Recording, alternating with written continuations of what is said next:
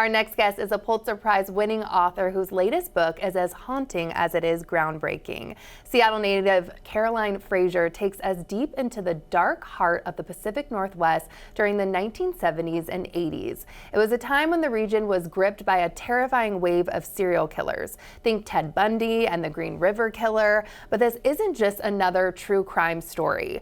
Frasier weaves together memoir, environmental history, and cultural critique to ask a chilling question. What if the violence wasn't just random, but rooted in the very soil and air of the place itself? And Caroyln joins me now. Thank you for being here. Thanks for having me. So take us back to the 70s, 80s, and 90s, if you will, in the Pacific Northwest. What was happening as it related to the serial killer, landscape?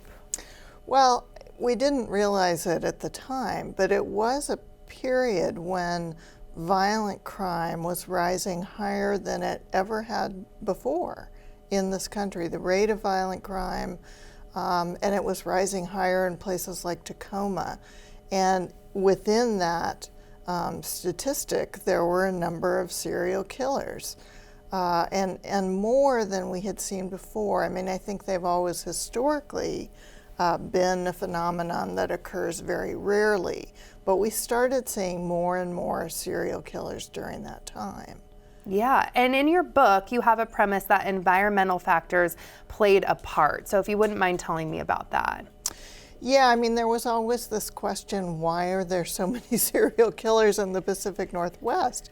And when I started looking at this and doing some research into it, I was wondering about that. Is it just an urban myth, or is it a real thing? And the more I found out about what was going on, especially in Tacoma with a smelter there. I mean, there were many, many industries in Tacoma around Commencement Bay, but that smelter had been there since the 1890s and was putting a lot of lead into the air. And the thing that you have to know about lead is that if you're exposed to it, even in relatively small amounts as a child, that can result later in life in greater aggression, violence even.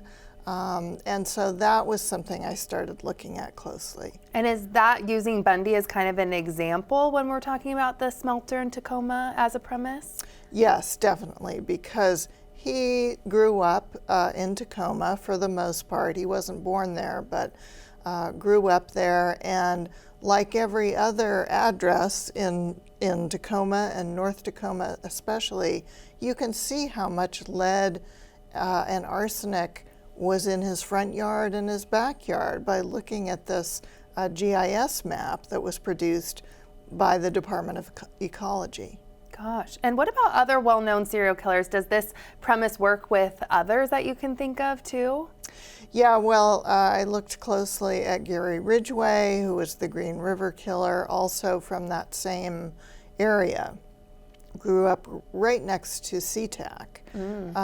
And you start to see a lot of these guys growing up either in neighborhoods that were near a smelter or maybe next to a major highway, or both.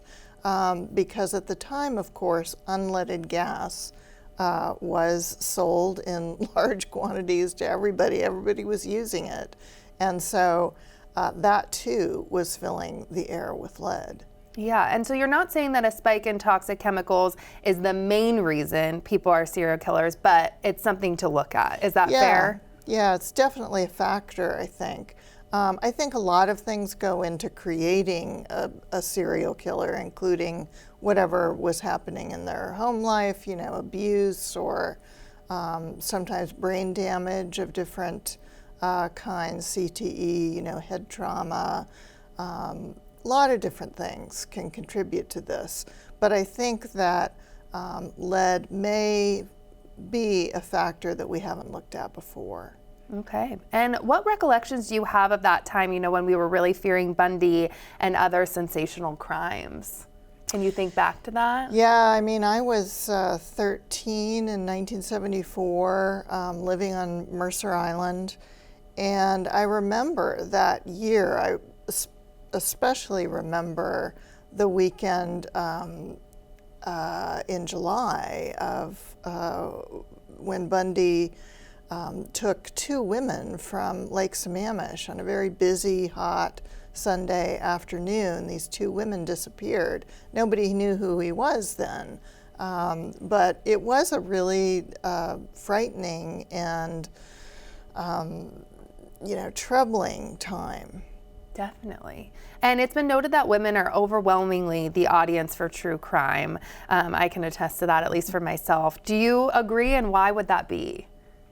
Yeah, I mean, true crime has really evolved from sort of its really sort of more sleazy origins in the 1950s and 60s, when it was in true crime detective magazines that were sold in drugstores. And it's evolved, I think, into something that's mainly produced and consumed by women. I think because there are so many concerns about personal safety, about security. Women say that they want to learn from true crime. They want to learn how to protect themselves. Whether true crime helps with that or not is a big question, but I think that that's a big motivating factor. Makes complete sense. Thank you so much for being here today. We really appreciate it. Thank you. And Caroline will be at Town Hall Seattle tonight, Thursday, June 12th. Doors open at 6:30 for that 7 p.m. event, and you can get tickets on the Town Hall's website.